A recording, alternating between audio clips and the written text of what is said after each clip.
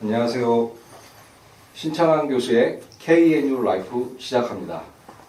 이번 영상에서는 역사를 한번 다뤄볼까 합니다. 그래서 오늘은 경북대학교 역사교육과 학생들을 가르치고 계신 이기천 교수님 모셨습니다. 교수님 안녕하십니까? 네, 안녕하십니까.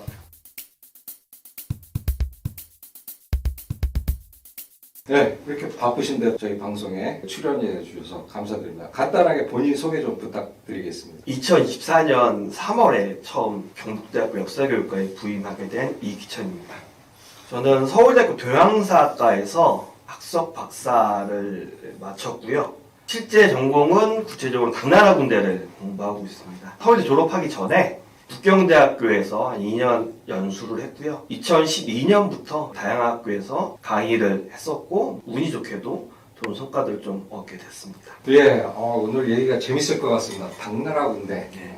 여기 군대 갔다 오신 분들 알겠지만 우리 군대 있을 때 뭐가 좀 잘못하면 당나라 군대냐 이런 얘기 많이 했었고 또 사회적으로도 오합지졸 약간 그런 식으로 당나라 군대 이런 표현을 많이 쓰기도 하는데 오늘 또 마침 또 당나라 군사 이런 당나라 군대 이런 관련해서 당나라 쪽을 전공하셨다니까 기대가 됩니다. 오늘 할 얘기가. 그리고 교수님 학교 오시기 전에 여러 대학에서 출강을 하셨는데 우수강의상을 뭐 한 4군데서나 받으셨네요. 네, 운이 좋았던 것 같습니다. 운이 좋다고만 상 받는 건 아니잖아요. 그러니까 잘 하시니까 그런 상을 받지 않을까 싶은데. 뭐 사실 이 화면에 보이겠지만 제가 상 받았던 수상 실적들을 좀 이렇게 올려놓았는데요. 역사학이라고 하는 게 다른 학문 분야랑 좀 다른 점이 역사적 자료, 즉 사료라고 불리는 핵심적인 요소에 근거해서 이야기를 전개를 해야 됩니다. 그래서 그런 것들을 좀 보여드리기 위해서 사료로서 상장과 상패들을 좀 찍어서 좀 올려보냈습니다. 예.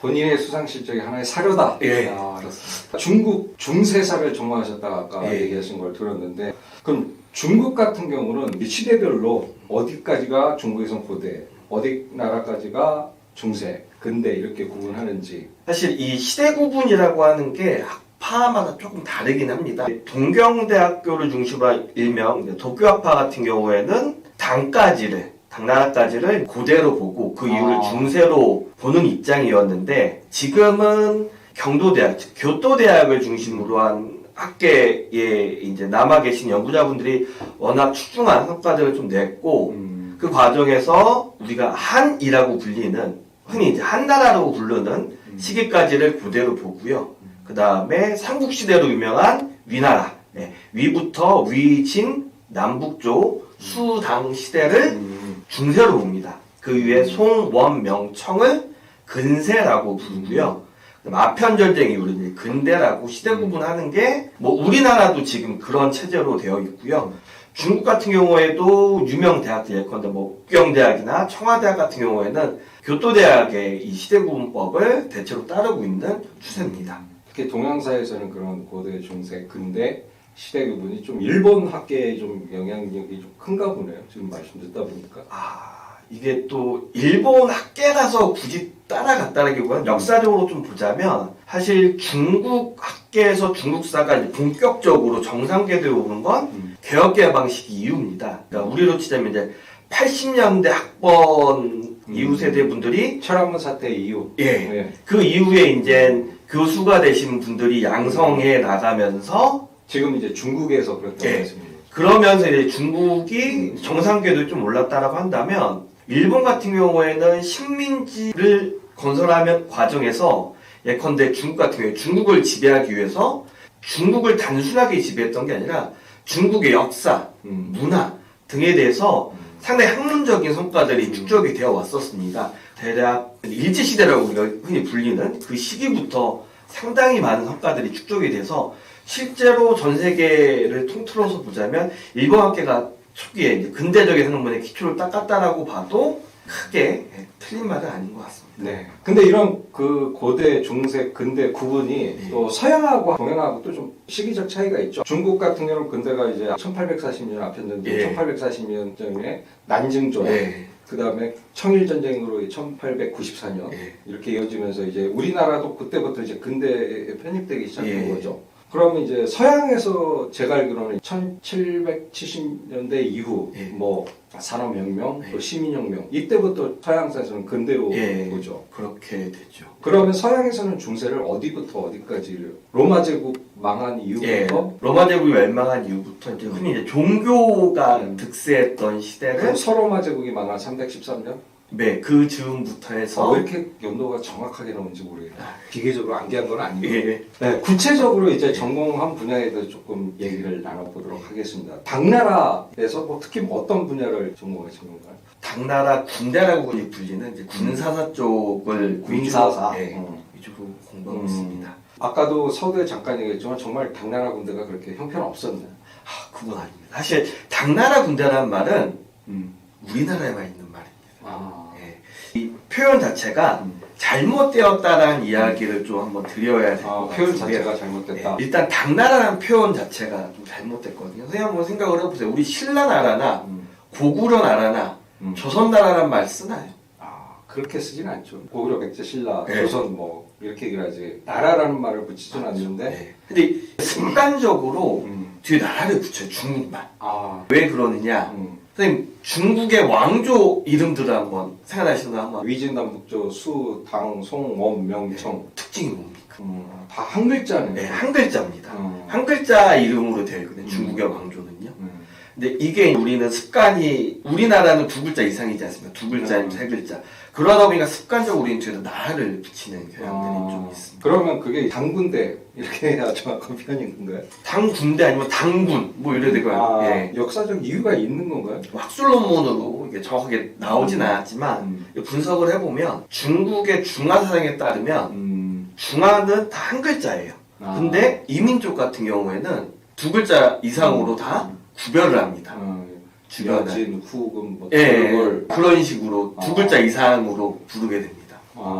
뭐 제가 배웠던 역사적 한국사 지식에 의하면 우리나라를 동이라고 예. 합니다. 동쪽의 오랑캐 그런 표현을 했던 것들도 보면 다 이제 그런 맥락에서 중국이 세상의 중심, 예. 그게 이제 중화사상이고 예. 중국 주변에 있는 나라는 전부 다 오랑캐다. 예, 그런 의식들이 있었고 그거에 발맞춰서 명칭들도 두 글자 이상으로 했었고 대표 중에 중국의 행정구역 같은 경우에는 우리 치면 도, 시, 군 이런 개념이 과거에는 주, 군, 현이었습니다. 예, 뭐 그런 거였는데 중국은 다 한 글자예요. 중국에 있는 현지, 그러니까 흔히 이제 내지라고 불리는 중국에 있는 행정구역의 이름은 다 한 글자입니다.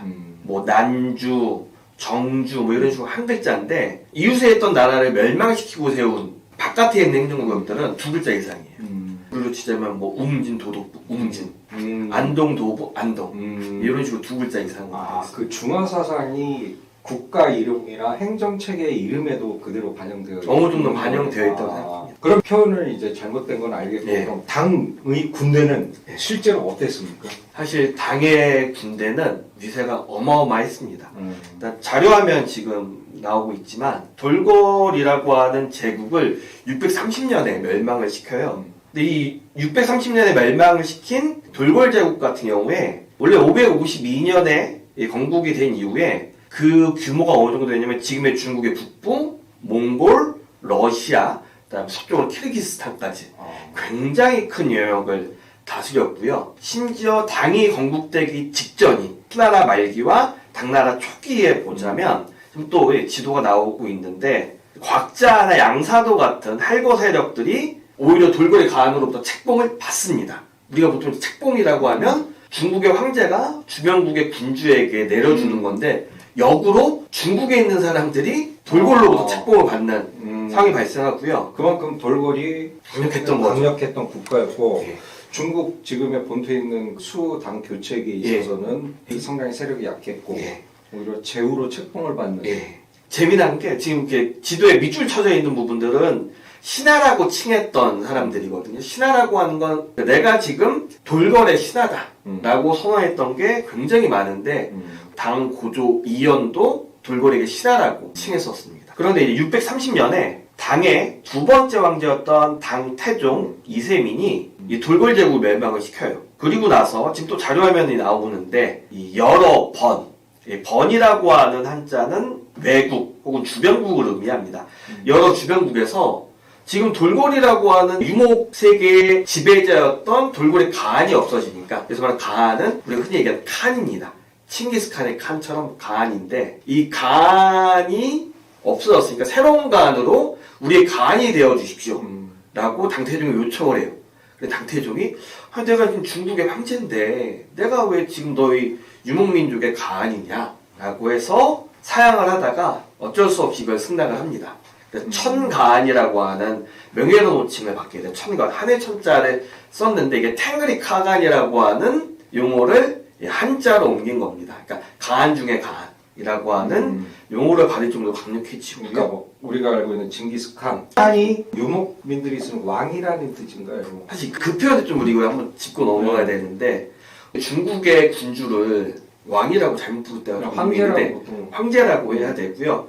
우리나라 같은 경우 이제 왕이라고 칭하죠. 왕이었고, 유목민들 같은 경우에는 일반적으로 가한, 즉 칸이라고 불렀었습니다. 그러니까 왕과는 다른 개념인가요? 그 군주라고 볼 수 있는데 군주를 부르는 명칭이 좀 다른 거였죠. 네, 군주인데 그럼 이제 칸 중에 칸을 이세민한테 내려준 거네 돌고래. 내려줬다기보다 올려준 거죠. 이걸 좀 써주십시오. 돌고래 맹망 이후에 여러 유목민족들이 유목민족들이 예.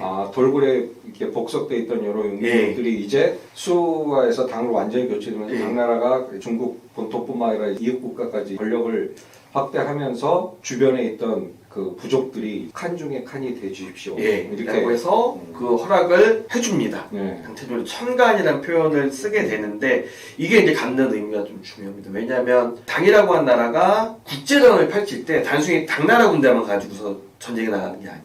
아 지금 이렇게 계속 이 부분을 길게 설명하신 이유가 예. 바로 이 당 군대와 예. 아주 밀접하게 있는 다국적 군대. 예, 맞습니다. 그러니까 단순히 한족들만 가지고 전쟁을 나가는 게 아니라 이미 유목민족의 칸 중에 칸이 되었기 때문에 국제전에 나갈 때 그 유목민족들을 동원할 수가 있게 되는 거예요. 그래서 그 결과 635년에 토요콘이라고 하는 서쪽 지역의 토요콘, 640년에 고창, 644년에 언기라고 하는 나라를, 즉 서쪽에 있는 여러 나라들을 정복하게 되고, 중국 본토에서 보면 서쪽. 예, 서쪽 지역을 쭉 나가게 됩니다. 당태종 때는 645년에 네. 서쪽을 마무리한 다음에 645년에 고구려를 침략하다가 네.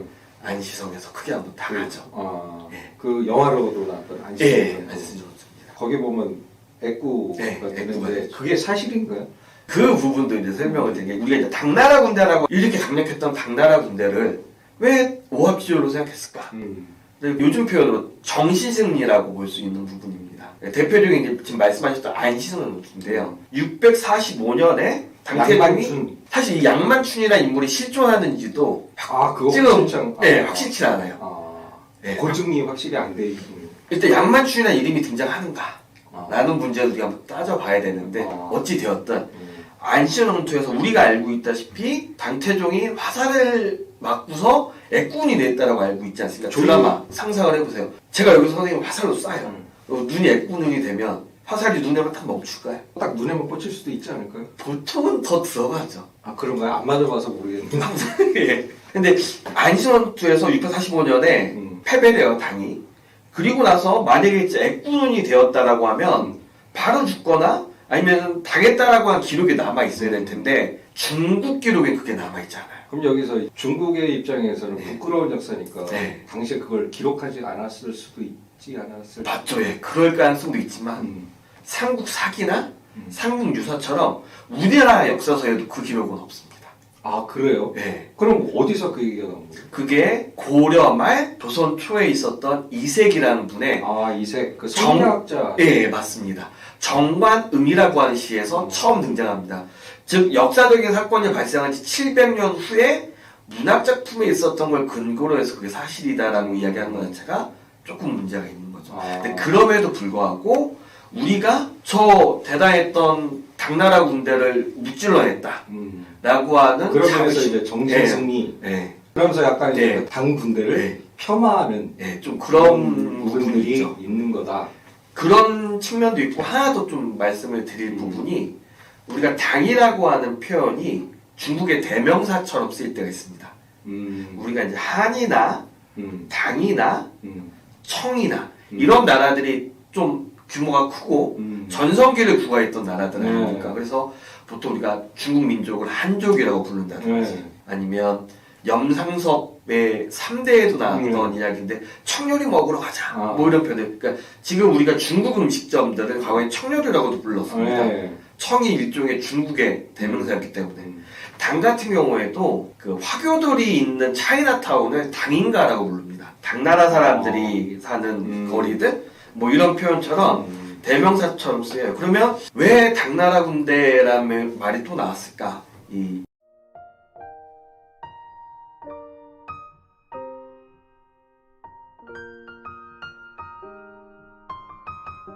It's my